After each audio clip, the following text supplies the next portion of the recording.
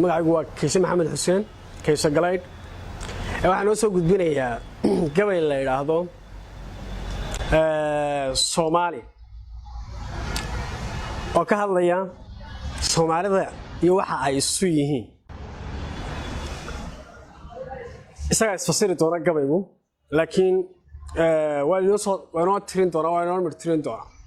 gabaygu wuxuu leeyahay Soomaalida Ilaah baa ka dhigay uliye diirkeeda waxaan hooyayabay ka timi walaxda aabbaaya unugyada jirka wada socdiyo araxda weeyaan waa aroorayaal iyo xangulo ku wadayaal afka iyo sanka iyo waa indhaha ruux adeegsado waa niman Ilaahay fadilay oo islaam qaray waa niman arlaa'iga ka dagay gees Afriqiya ari iyo gamaan iyo lo iyo ayra wada foofta ugaar iyo shidaal iyo kalluun idil wixii beerma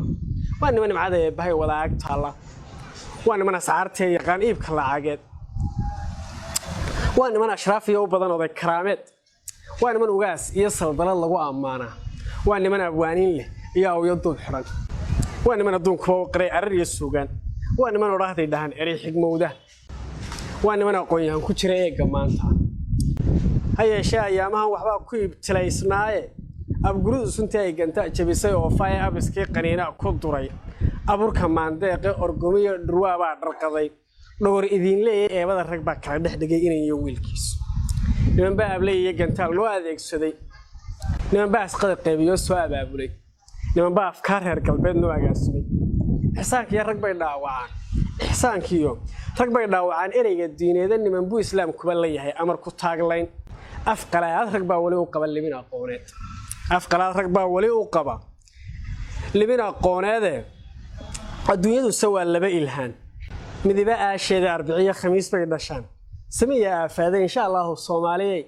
aaran baad noqonay kala oo limeysida rugbaad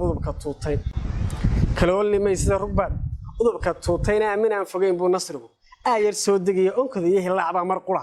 onka soo furanay ardaabay ragaaga ku shiri kala irdhaysnaaye isticmaalka iyo gaalada laga ilroonaane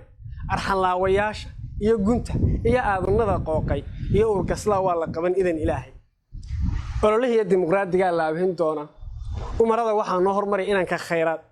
asxaabtii rasuulka iyo daraadeel jannii moodo iyo awliya noo garqaban awrka geediga imaan mid loo wada qiraan noqon amiirkii eedaanku madaxtooyadu kaalwi doona eexdiya waxa laga tirtiri urur qabiilkii dadkii umarsanaa ka kicay habti saaray niyadii abaaraysata soo ayaa yiri indhihii ilmadu buuxisa oo intii tiri timii flaaqadu gashan aad u soo furi ubadkii haweenka la mashxarad oogsan oo kici abni iyo sareeda mar qura lagu afwaajoone Allah ayu ishaarada quwe arartu sheegayso oo way ahaadaan waxaad amar ku siisay idamkaaga noo fuli rabbow libintan eegayno wabillahi tawfiiq